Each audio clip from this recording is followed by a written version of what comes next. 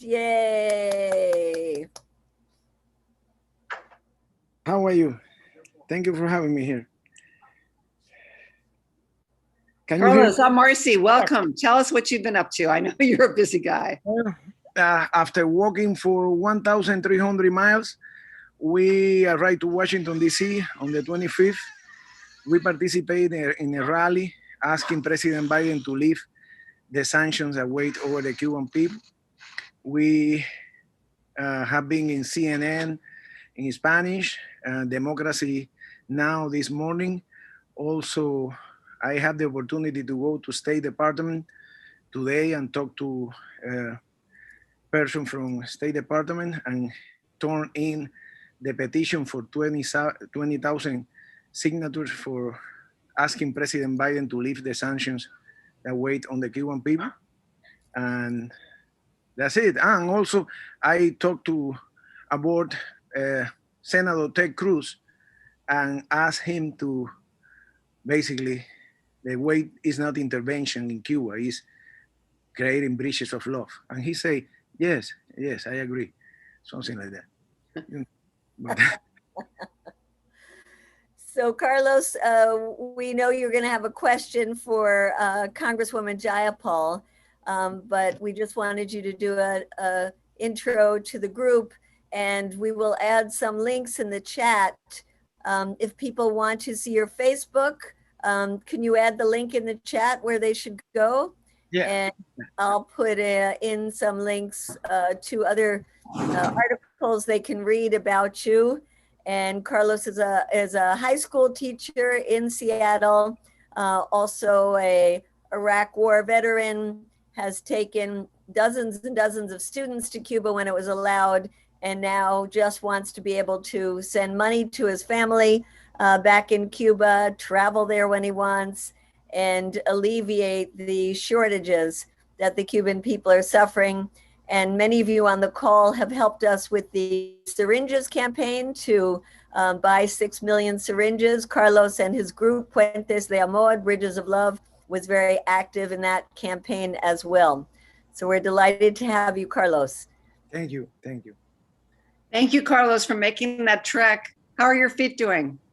I'm doing good. And I really lost some weight. I think that was great, and have the opportunity to meet many Americans from different backgrounds and different religions, different races, African Americans, Anglo, Latinos, and everybody agree that the embargo should be lifted, that we should create bridges of love between our countries. That's a common agreement, you know. And yeah. Thank you. Medea, perhaps you can tell us a little bit more about the syringes campaign. 6 million were delivered. No, not yet. We have 1.6 million were delivered, the first 2 containers, and the rest are on their way. For anybody who hasn't followed this campaign, we raised over $500,000, a broad coalition of groups.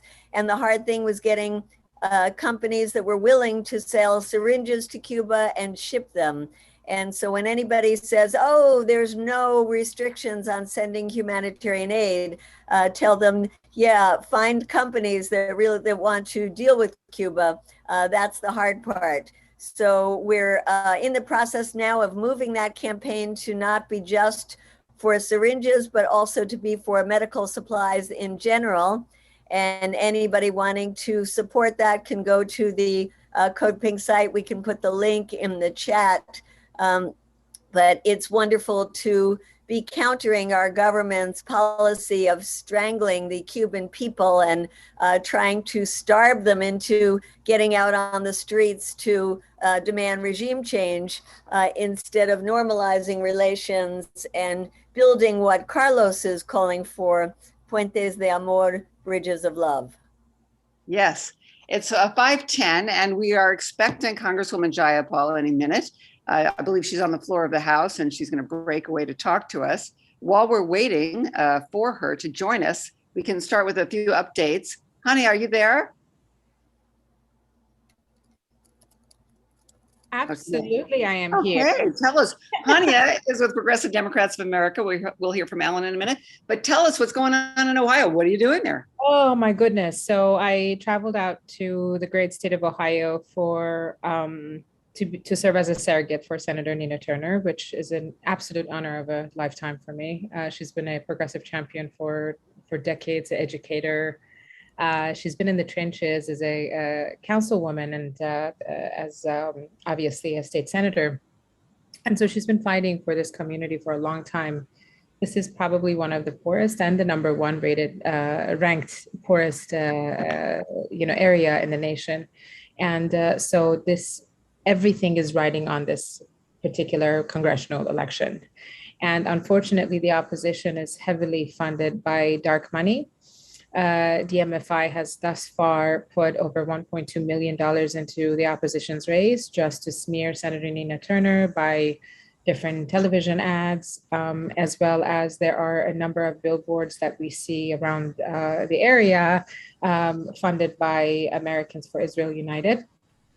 And that is actually a PAC and a lobby group that normally funds a ton of Republican Congress members and senators. So this really isn't about democracy here. This race isn't really, they don't care. The opposition doesn't care about the people of Cleveland. They just want to continue to remain a military state and not only control the narrative here in Cleveland, but impose it again, in countries where we come from, Iran and so on and so forth. So I think one of the things that is a concern is that Senator Turner started very strong, but some of these ads have been impactful against her. So we're seeing that lead narrow and the race is tightening. So everything is really up to the August 3rd when people show up to vote. So we're hoping to be able to get out the vote. We had Representative Alexandria Ocasio-Cortez, who was here this past weekend as also a surrogate. And we are going to have Senator Bernie Sanders, who's going to be present here on Saturday for a rally. We are going to have Attorney General Keith Ellison joining me for my event with Dr. Cornel West. And so I am here mobilizing the AAPI and Middle Eastern vote. We have now been able to narrow zip code. AAPI is what? Sorry. Asian Pacific Islanders. So we're really reaching out to that broader group that's usually on the menu, but never at the table. So we're hoping to be able to really uplift and elevate and get the people that are forgotten to the polls to vote August 3rd. So some of you who belong to the Democratic Party, I know we're not endorsing anybody. I know, Alan can go into it, PDA is endorsing, but Code Pink, I'm sure is not. But if you are willing to make calls, PDA is running phone banks. I know we're doing that. And so we are asking for everyone to get engaged and involved. Thank you so much, Hania, Sister Hania, coming to us from Ohio on the ground. We're still waiting for Congresswoman Jayapal to join us. So Alan Minsky, Executive Director of PDA, tell us, Progressive Democrats of America, what's the organization focused on? I know the Nina Turner race, and what else? Well, I'm going to just say quickly about the Nina Turner race. First of all, I do really wish I could be there in Cleveland, but I did make the decision to send, instead of myself, a PDA member from San Diego. Dr. Luana Richmond will be going into Cleveland. She has a large family in Cleveland. And so there's a real opportunity there for her to network and promote Nina's candidacy. And so she'll be there doing that. And of course, we're calling on everybody within the region to go in this weekend to help out that campaign. I do want to accent one of the things that Hania said about the race, which is this money that is poured in against Nina comes from a PAC that it's a Zionist PAC, that is a reactionary Zionist PAC. It has been established because AIPAC was viewed as too toxic within the Democratic Party. It is AIPAC. That's what it is. And it is, again, U.S. foreign policy. I think we've seen over the last month, 6 weeks, the ways in which a progressive agenda domestically can start to develop momentum. And then the noxiousness and the undertow of reactionary U.S. foreign policy, raises its head as it does over and over and over again.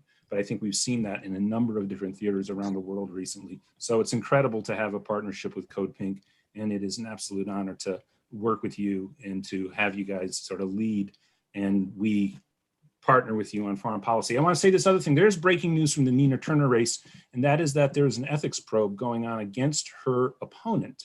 And it is pretty damn condemning stuff for the final week of an election. Basically, emails surfacing saying that she would go out and win contracts for people as an elected official and as a representative of the Cuyahoga County Democratic Party for, I think it's people connected directly to her family. So there is that. But of course, all of that doesn't matter because we are there for Nina and all that Nina represents, and hope everybody can help out as best they can. Tons going on, of course, but thank you for the opportunity. Yeah. Alan, what about the climate initiative you're launching? Well, we have, we're pushing right now, of course. We're going to have a climate liaison partnership we have with Food and Water Watch. So we're going to go again for every Democratic representative would have a liaison from PDA and Food and Water Watch and other partners that will be joining in on the project. And then senators too. And of course, looking forward still to developing that on foreign policy with Code Pink.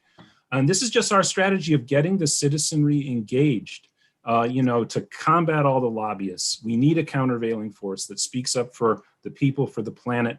And, there's so much detail about these infrastructure bills. And we are really pushing hard to have no fossil fuel subsidies in the infrastructure bills. This is going right up against the force of the big oil lobbyists. And it's going to be an intense month as we push for that and hopefully have victories. And hopefully everybody can join us on that. And of course, that's a climatary global issue too, everybody. So thank you, Marcy. Thank you, Alan. Thank you. All right, so updates. Who else would like to give an update? Madison, are you there? Oh, wait, here. We will hear from Madison on the China campaign. But first, I see that Representative Jayapal is joining us. She is here. And before she speaks, I want to give her a proper introduction. Congresswoman Jayapal is, as you know, the chair of the Congressional Progressive Caucus, which has 90 plus members. She also serves on other committees such as Judiciary, Budget, Labor, and Education. She is a former Washington state senator and a lifelong organizer for immigrant rights and civil rights. She was recently re-elected to Congress her third time with more votes than any other House member. She became the first South Asian American woman ever elected to the House. She came to the United States alone at the age of 16 and went on to start the largest immigrant rights organization in the state of Washington before becoming one of only 14 immigrants serving in Congress today.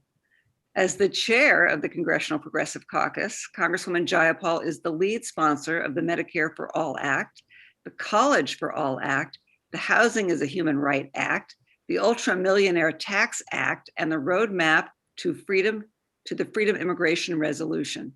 Congresswoman Jayapal lives in West Seattle with her husband, Steve. Welcome, Congresswoman Jayapal. Thank you so much. It is so great to be with all of you. And I apologize for being in the car, but they called votes just now. So I literally voted and then I ran downstairs, down the steps of the Capitol, and I'm sitting in the car before they call the second vote. So hello, Code Pink. And hello. Hello, we love you. So tell us what's going on with progressives in Congress. Yeah, absolutely. Well, first of all, I just have to say thank you so much. And Medea, it's so great to see you and wonderful to be able to be with you and with all of you. Long before coming to Congress, as you said, I have been an organizer and I'm still an organizer. So I was organizing for immigrants, civil, human, and workers' rights, for economic, racial, and gender justice. I took to the streets for a $15 minimum wage, better working conditions, racial justice. I've been arrested multiple times, not as many as Medea, but several times for any number of issues, including family separation, immigration reform.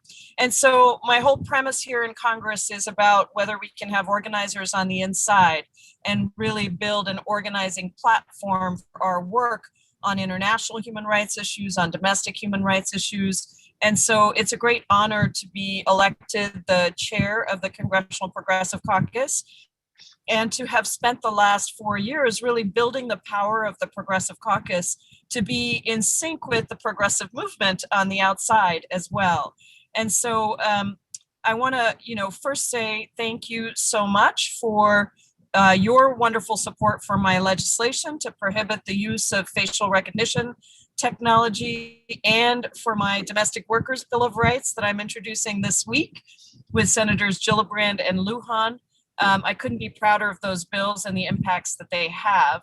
We are working very hard with the entire CPC membership to align our priorities to get the boldest, the most progressive priorities implemented, not only in the packages that are before us right now, the infrastructure package, the Jobs and Families Plan, but also to push on issues that have been near and dear to Code Pink for many years, or many decades now, I guess I should say.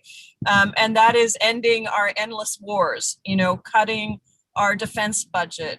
Just this morning, I had a classified meeting with several progressives at the White House on Yemen and ending the war, the Saudi-backed war in Yemen. And so all of these things occupy a lot of time and energy, but they are the bold vision that we as progressives hold and that we as progressives are fighting for. The Progressive Caucus started this Congress off with a bang, when a good bang that is, when our top priorities for the House rules package reforms were all included. And they automatically exempted, thanks to our work, all climate change, pandemic relief, and related public health measures from the House pay-go rule, which means that they don't have to be offset by revenue measures. We also strengthened the truth and testimony disclosures so that anyone who's testifying before the House committees have to reveal a conflict of interest. And it protected privilege for war powers resolutions so that if, for example, the administration were to not do what we think is necessary to stop the blockades in Yemen, as an example, we would then be able to bring up a privileged war powers resolution for a vote.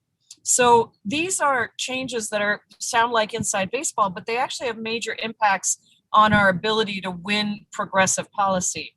The other thing, another example of where our voice and our power brought about a very different outcome was when the White House first announced that they would only maintain the cap at 15,000 for refugee admissions, which was a record low that was actually set by the Trump administration. And due to our immediate pushback, public and private, along with the movement's response, that policy decision was changed to finally raise the cap on refugee admissions and bring it back up to 125,000 from that historic low. Now, we're in the throes of another round of negotiations around the American Families and Jobs Plan. And because the CPC organized so early and with our movement partners, we identified 5 top priorities 3 months ago. And then we pushed for them in every possible way, publicly and privately. And we were thrilled that all 5 of those top priorities are part of the Senate's first proposal, working with Bernie Sanders, Elizabeth Warren, other progressives in the Senate. And so those include a roadmap to citizenship for essential workers, dramatically lowering drug prices, and then using the savings to expand Medicare by lowering the age and expanding benefits to include dental, vision, and hearing, making key investments in climate, the care economy, and housing. So we're not done with this package yet. We're still pushing for as much as we can get, but it's a huge initial win for progressives and for the CPC. So we are making enormous strides. We have a ways to go. I think one of the areas that is the most challenging from this administration has been in the area of war and diplomacy. As you know, the Senate Democrats, with the exception of one person, voted to increase Biden's proposal for DoD top line numbers by $25 billion. And we, of course, were pushing for a 10% cut, which was going to be very, very difficult. At a minimum, what we wanted was a redirect of DoD funding to a whole bunch of other areas. So if it was still going to be kept within the Department of Defense, how do we put it towards the things that we actually want to see? And we can call it defense spending, but it's not. And so we are still working on that, but I can tell you this is one of the areas that's very difficult.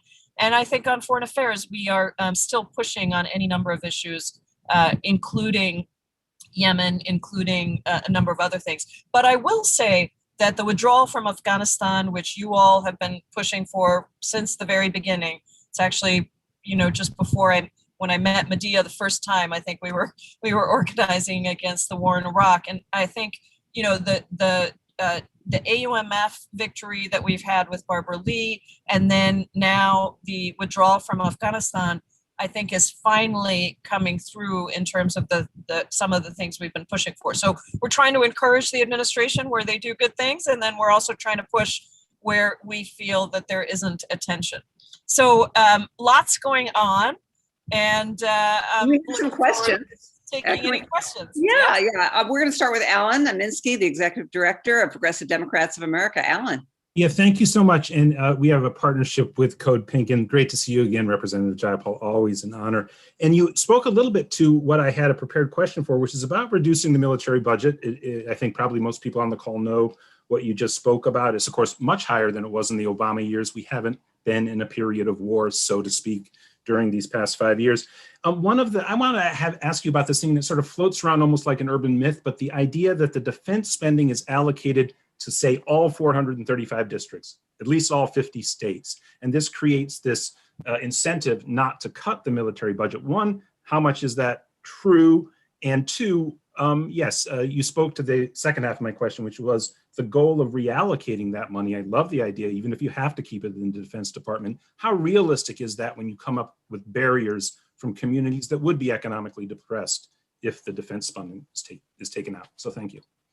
Yeah, thank you, Alan, and thank you to PDA for all the work that you do. It's always wonderful to be working with you on all these things. So it is real that there are a lot of people who have defense spending in their districts, and so they don't want to cut. I've always thought that the way to deal with that is to allocate the same amount, but towards something else in their district. But there's a bigger question, which you very well know, and Code Pink very well knows, which is this whole idea that surrounds defense spending, that somehow defense spending is patriotic, and to vote against that or to vote for a lower defense budget. Every year we increase the defense budget. I mean, this year, we actually, under Betty McCollum, the number from the House, which I don't think the DOD bill is going to come to the floor because I don't think we have the votes for it from many of us who don't want to vote for a $700+ billion defense budget. But it is a little lower than even what the president proposed, a little lower than last year's budget plus inflation. But any kind of indication that you're going to vote against defense is considered unpatriotic. And last year, when I had several amendments to cut the nuclear spending, which I, by the way, took Shalonda Young to task on in terms of Biden's, upping, in some cases, upping the amount that was being spent towards nuclear, after he had said on the campaign that he didn't support many of those investments. Now, they've said that they're waiting for the nuclear posture. We're working on a letter around this.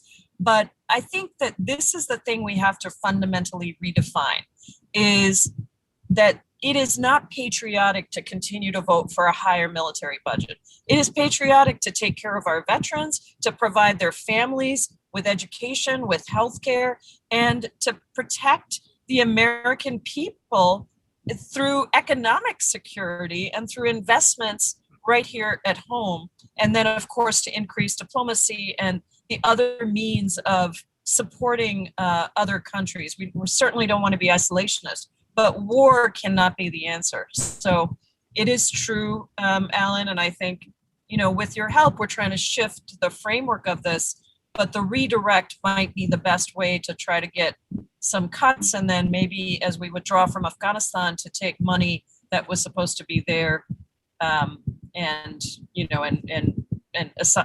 use that as the cut. Thank you. Thank you, Medea. Wonderful. We wanted to give a chance to ask a question to our dear friend from Seattle, a high school teacher, Cuban American, who walked all the way from Miami to Washington, D.C. to push Biden to lift the economic sanctions, embargo, blockade, whatever you want to call it, on Cuba. Carlos Lasso. Carlos. Thank you, Congresswoman, for allowing me to talk to you. Actually, I'm in Washington State still, and Washington, D.C. still, trying to talk to as many members of Congress as I can. And I'm a veteran from the U.S. Army, from the Washington National Guard, live in Seattle, and have been teaching there for the last 10 years.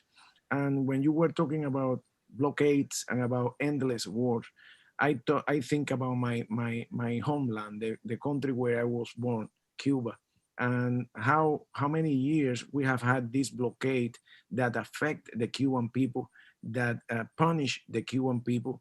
And instead of bringing prosperity and democracy to Cuba, it's just bringing pain to the Cuban people. And I just want to tell you that if it's possible, include in your priorities lifting this embargo, this blockade. Right now, we are not even able to send money to our families through Western Union because Trump prohibited that. And President Biden promised that he will lift those restrictions, but because of electoral politics in Florida, he have done nothing after 7 months. And our families are desperate in Cuba, and they are hungry, and they need the help of their families in the United States. Thank you so much. Yeah. If I could just add that we have been working very hard with Congress. In fact, Chuy Garcia just introduced an amendment to end Trump's cruel restrictions on remittances, but Speaker Pelosi is not letting that get to the floor. And so we see ourselves blocked by Democrats. We see Biden in the White House following Trump's policy instead of Obama's policy. And we really need you desperately to lead the way on this and get the Progressive Caucus to lead the way. Absolutely. Well, I want to say thank you so much, Carlo, for your question and for your courage and for not giving up hope that we have to continue to fight for human rights in Cuba and and to stand with those who are demanding political and human rights in Cuba. And we share your feelings about the embargo. We know that the embargo has contributed to food insecurity and to lack of access to medicine. And we absolutely need to separate humanitarian needs from the very real demand for political rights. I spoke to Chuy, who is a dear friend and on the executive board of the CPC, about his amendment. I will tell you that the other dynamic that is happening is there is a push to support a resolution in the opposite direction, an amendment in the opposite direction. That amendment has also been blocked. So I think leadership's approach to this is to say, we're going to block the amendment that forces a vote on an absolutely intolerable, which I have said I will not vote for that amendment. That is from one of our Florida Democrats. But also then they are blocking this one. So I think we're going to have a multi-pronged strategy to try to do on Cuba what we are trying to do on Yemen. And obviously Yemen has taken too long. We can't, all of these things, all of these humanitarian crises take too long for us to get help to people. So we will continue to work with all of the members of our caucus. I think most of our members have been pretty good on this, but not everybody has spoken out. So we'll try to make sure that happens, and we'll try to push for an end to this, to the embargo, because we've got to be able to get that humanitarian aid in. Congresswoman Jayapal, thank you. This is Marcy Winograd. I wanted to ask a hardball question, and that is, you have a caucus, 90 plus members. To what extent have you or can you leverage the power of this caucus to cut the military budget, to say no to new nuclear weapons production, to march into Pelosi's office and demand that she put this on the agenda, this vote to lift the embargo? To what extent can you meet with Biden as a caucus and say, you know what, we're going to withhold our votes on the American Families Plan if you continue to fund new nuclear weapons? What do you think? Well, it's complicated. I mean, last year I was able to pass, and it was not easy, but I was able to pass a whole set of rules reforms for the Progressive Caucus that allow us to, for the first time, leverage our votes as a bloc. And we also passed a whole set of new requirements to be in the Progressive Caucus, which includes supporting flagship bills that was not there before. I will tell you that was not easy, but I'm an organizer, so we won that vote, and we won it, with good numbers. But the leverage only happens in certain situations. Defense is one of the hardest because the defense bill doesn't pass with Democratic votes. I cannot get Democrats, including me. I don't want to vote for the defense budget when it's $700 billion. So unless we have votes to deliver and we can say that we're going to get every single one of the Democrats voting for it, they will go to the Republicans. They will not fund defense. Defense is always going to be funded. So it's very difficult to move to use leverage if you have none. So if you have a bill that includes Republican votes, then we can say whatever we want. We can march into Pelosi's office. We can do whatever, but it's not going to stop the movement forward on that bill because there are Republicans to replace the Democratic votes. So there are times when, and this year we looked at it. You might remember a couple of years ago, Marcy, we actually made a decision to try to vote for the NDAA in order to get a number of things into the NDAA that we cared about, including ending the war in Yemen, going back to then. And we passed the NDAA, and it went to a conference committee, and then it came back stripped of all of those things, and it passed with Republican votes. None of us voted for it. And so you have to look at the places where you have leverage. Would we get progressives saying we're going to vote against the families plan if you don't stop the war in Yemen? No, there would not be, because the families plan also has progressive priorities. It's packed with our progressive priorities, right? We want to make sure we're getting childcare. We want to make sure we're lowering Medicare expansion. We have to make sure that we are continuing to fight for long-term care workers, for immigration, essential citizenship for essential workers. So it's difficult to hold one bill hostage for another thing. The best leverage comes when you're in that bill and it can only pass with Democratic votes. If it can only pass with Democratic votes, that's where we have the leverage. And that's what makes defense so particularly difficult, because it is always going to pass with Republican votes. So I feel very proud about the leverage we've been able to exert and the fact that we have gotten so many of our priorities through.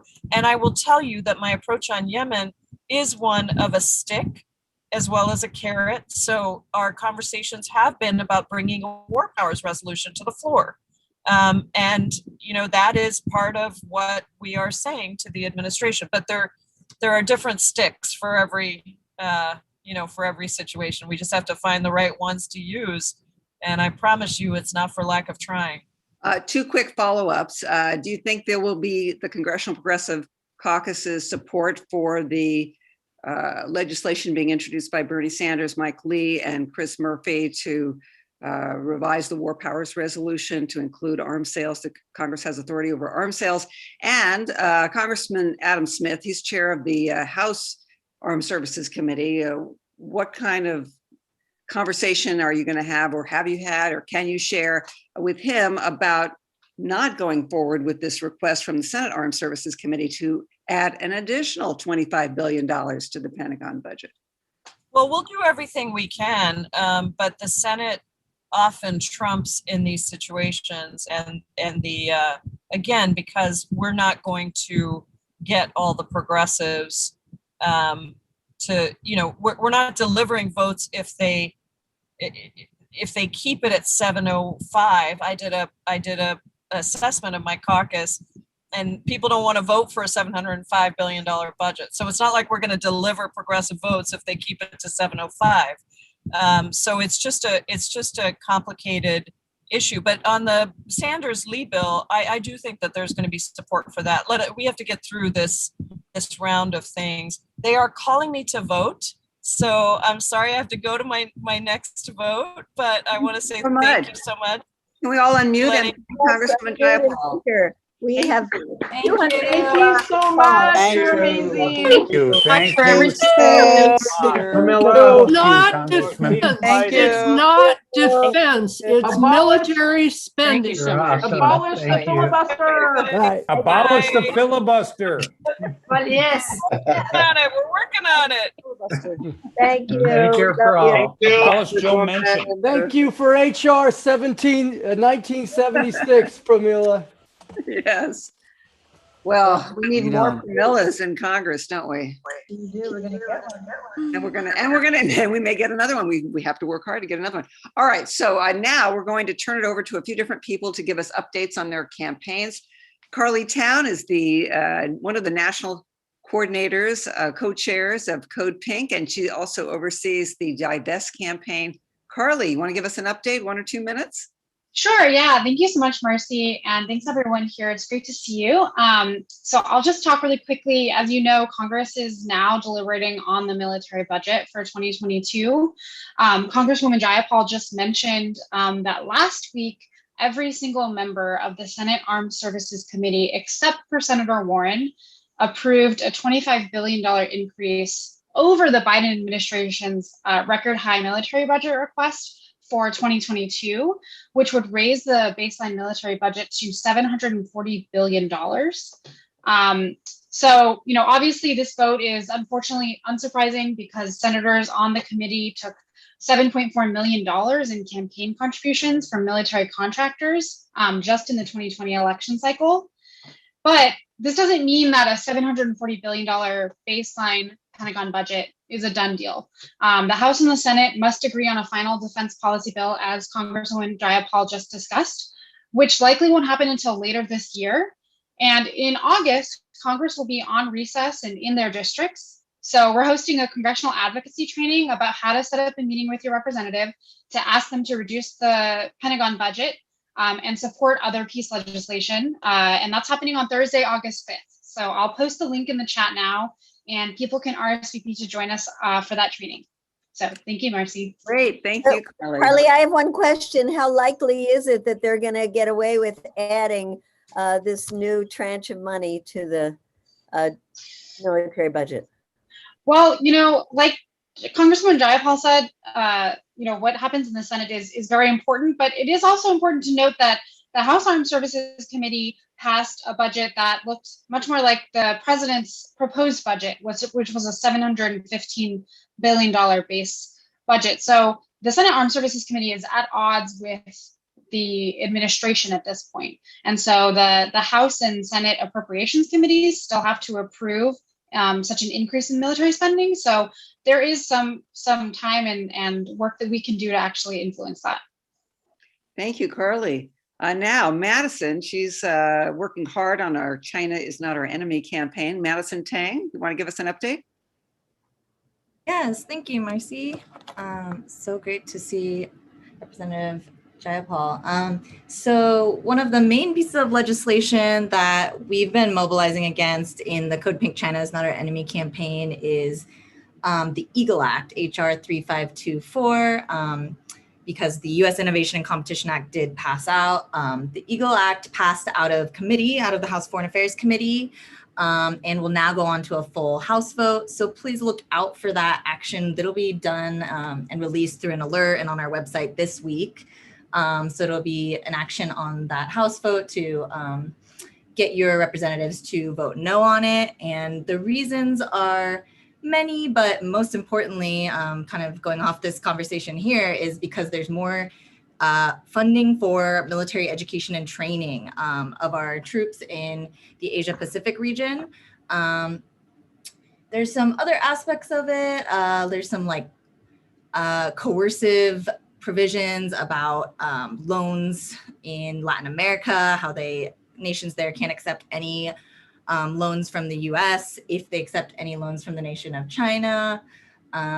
There's a lot of anti-China rhetoric that's rooted in a lot of racist, xenophobic sentiment. And when we witnessed the House Foreign Affairs Committee's markup of this bill, That was pretty much the overwhelming sentiment, is all these Congress members saying that they don't want to grow up, have their grandchildren grow up with Chinese people being in power over their grandchildren, et cetera, et cetera. There were even comments made about Chinese culture as a whole being essentially deceitful, full of deception, malice, trickery, etc. So it really quickly verges into complete racism and xenophobia here. And what we're seeing in tandem with this push for legislation, because we really as a campaign see this war on China as a hybrid war. So that means, of course, information warfare. I'm sure you've seen propaganda against China every day in the mainstream media, even about things that are positive that's happening there.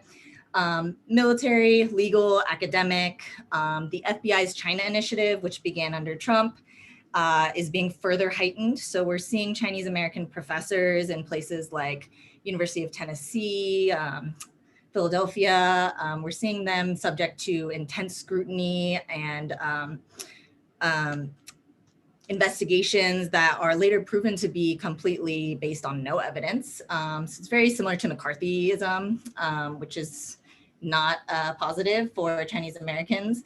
And militarily, we're seeing a massive buildup right now in the Asia Pacific region.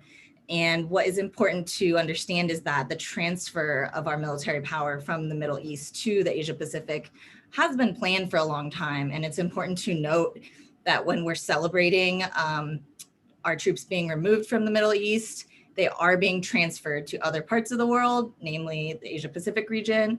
And we should be aware of that and cognizant of that as we celebrate those wins. And one of the biggest issues right now, when we talk about the escalation of war, is the undermining of indigenous rights and sovereignty in the Asia Pacific region. So the victims right now of this war are all of the indigenous communities in islands like Guam, the Marianas, Jeju Island, Hawaii. So a lot of places like Guam are occupied colonies still of the US. So we have jurisdiction there.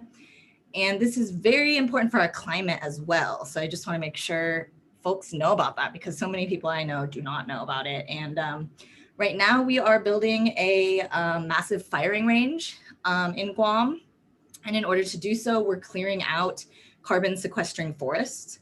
And places like Okinawa, we are pouring concrete to create new marine bases onto endangered coral reefs.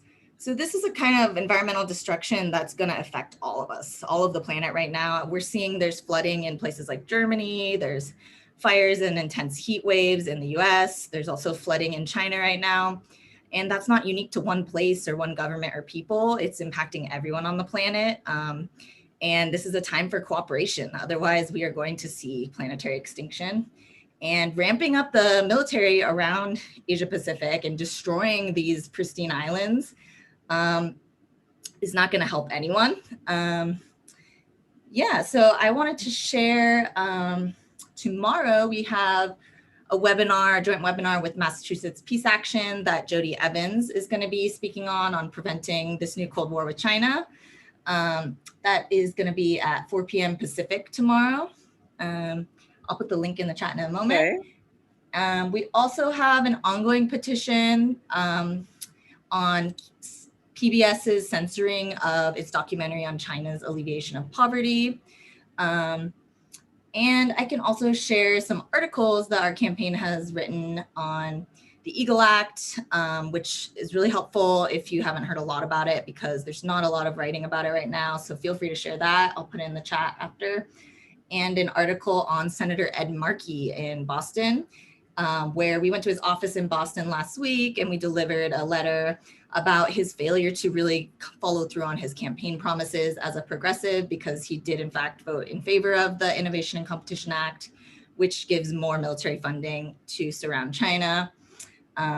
So Madison, why don't you put these links in the chat, and then people can explore and join the campaign. Yes. Thank you so much for that update. Great. Okay, I want to now turn to Nancy Mancius, who is in charge of our BlackRock campaign, and she's working hard with people from all over the world on the COP26 protests that are planned for November. Nancy, let's hear the latest. Hey, Marcy. Thank you, everyone, for inviting me at the last minute to this. I'm really, really excited to be with you all. It's like 100 strong this evening. So I'm going to be brief, and then I'm going to drop some links in the chat so we can all follow up together on what's going on.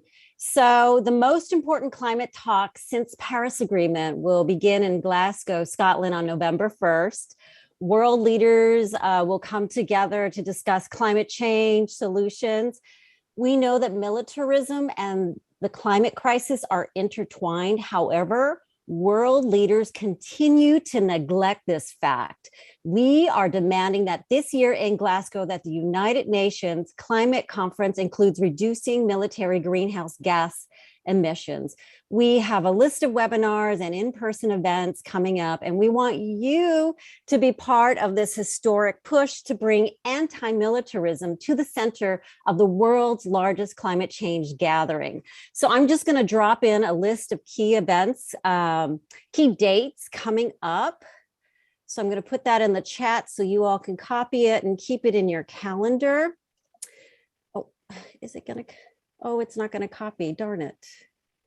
Well, while you're doing that, I'll just mention that I've been working with Veterans for Peace, and they have a climate militarism working group, terrific group, and they will be presenting at the Veterans for Peace Convention, which is coming up August 12th through the 15th. You can learn more about it at veteransforpeace.org. There is a fee, but it should be a great convention. And they have a slideshow, which if anyone's interested in working on that and showing it to other groups, it's an excellent slideshow that shows the connections between climate and militarism.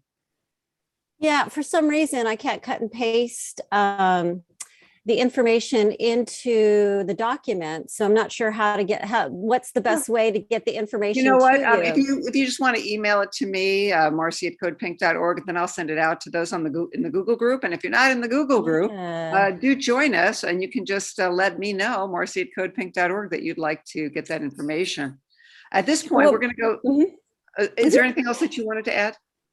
I think that's it. I will send you everything. There is a petition on our website to stop excluding military pollution for climate agreements. You can go to our website to learn more about that. I do have a Google form for you to fill out, but it doesn't look like I can copy and paste. Well, Nancy, oh, there we go. I put it in. And if you want to put your email in the chat, and people can ask you questions too. Absolutely. There we go. There's the form. And yeah, I look forward to connecting with you all. Thanks. Great. Thank you, Nancy.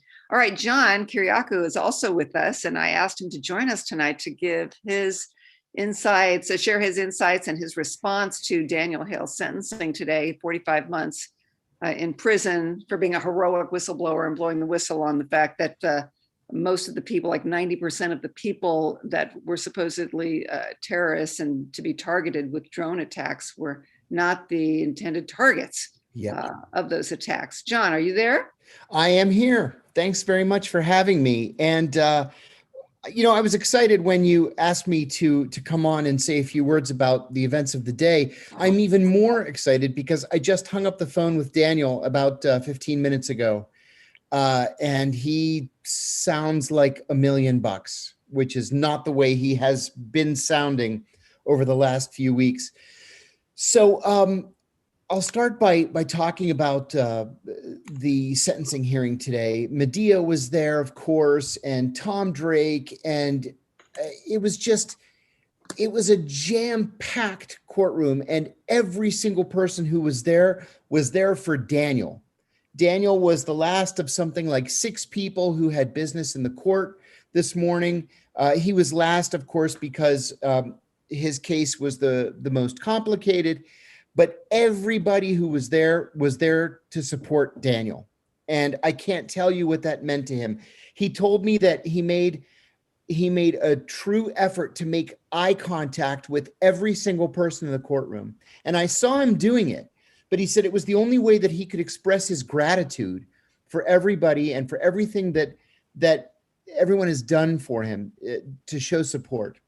So I also want to say, I won't go through the blow by blow. I'll give you some highlights. One of those highlights is that he gave a speech when the judge asked him if if he had anything to say. He gave a speech that was one of the finest bits of oration that I've ever heard. And this is a guy who is uncomfortable in front of crowds. This is a guy who is, in his own words, painfully introverted. He made me just proud to be an American today. He never backed down. He reiterated the things that he stood for. And even though he, legally took responsibility for his actions, he convinced the judge, like he had convinced all of us, that he did what he did because he had a moral and ethical objection to the government's drone program. He just would not back down. And believe me, the prosecution tried to break him, and they tried to break him up until the very last minute. There was one point where they had to clear the courtroom for an hour and a half, 2 hours, because they wanted to make classified objections to the letter that he wrote to the judge. And in our phone call this evening, he said that they tried their best to get the judge to throw out his guilty plea to force him to go to trial. So he would be facing something like 40 or 50 years rather than what he ended up getting today. He was tough. He was strong. I can't imagine him having done anything differently today, anything that would have changed the outcome. Now, I happen to be sitting next to Tom Drake. And, Tom's a dear friend of mine, like a brother to me. It was Tom, really, and Jesselyn Radak and Medea and a handful of other people, Dan Ellsberg, who got me through my own situation. So I was sitting next to Tom. And one of the first people to go before the judge was a guy that's committed multiple robberies. And he got out of prison on probation. And what did he do? He went and robbed another place.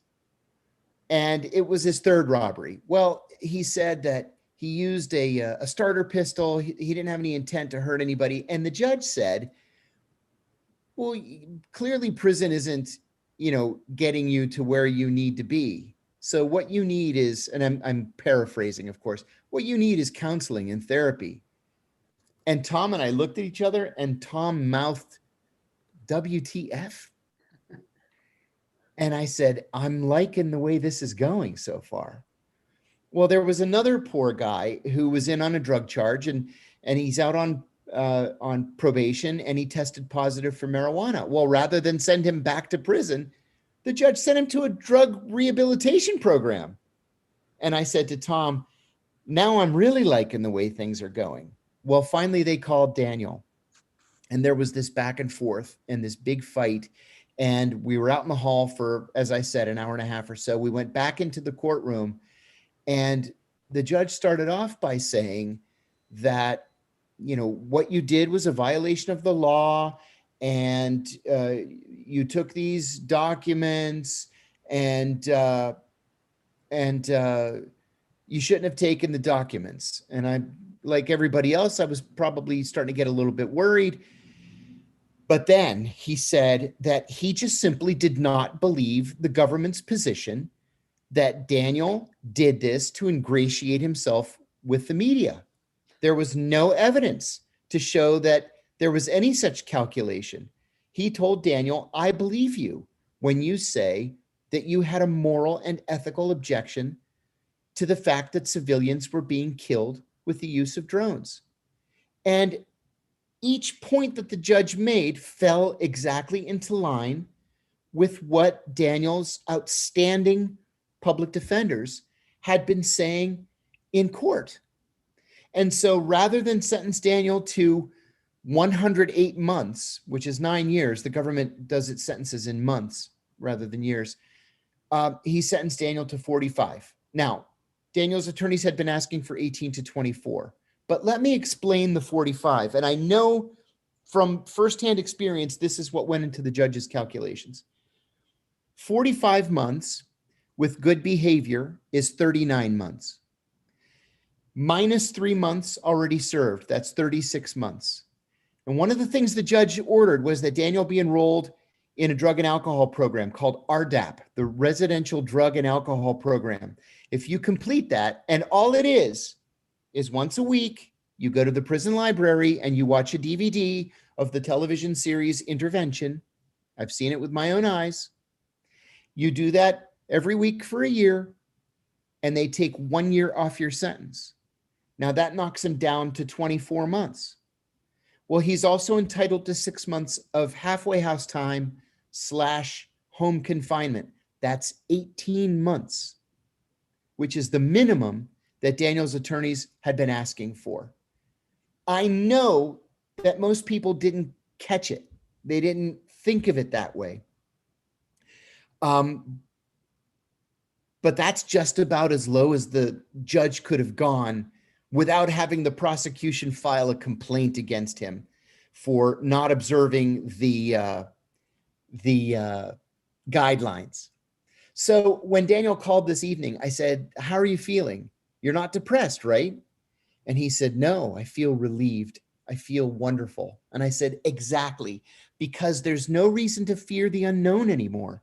Now you know, and you know that you've already got an expiration date on this sentence." I said, "You can start marking off a calendar now if you want.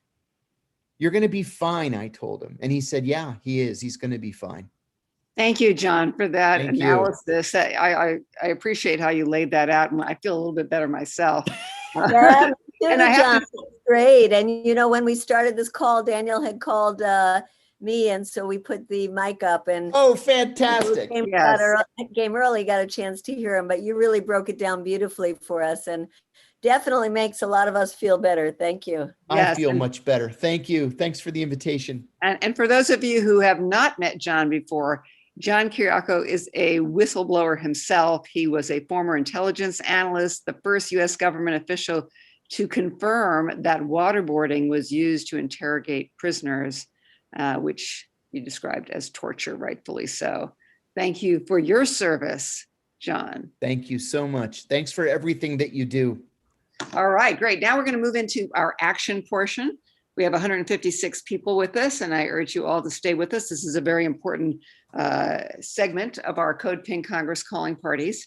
We are going to, before, as Mary is putting this up on the screen, I just wanted to let everybody know that we will be engaging in an August recess ourselves, but we will be coming back in September, and we certainly want everybody, we'll be working to work during the August recess. And by that, I mean to be organizing or joining delegations to meet with your representatives, your House representative, your US representatives in the Senate, and to urge them to vote against this outrageous military budget, to support this new war powers resolution being introduced by Bernie Sanders, Mike Lee, and Chris Murphy, to demand this embargo be lifted on Cuba and end these sanctions that are strangling, 36 countries, an end to the militarism in the South China Sea. I mean, it's frightening, right? And just today, I read that Lloyd Austin, our Secretary of Defense, former member of the board of directors of Raytheon, was appealing to Australia and Japan and other countries to further militarize, more exercises. These are like mock nuclear strikes and rockets launched toward China. These are mocks in preparation for what? This is called deterrence. So we have a lot of work cut out for us, and I know everybody will be busy.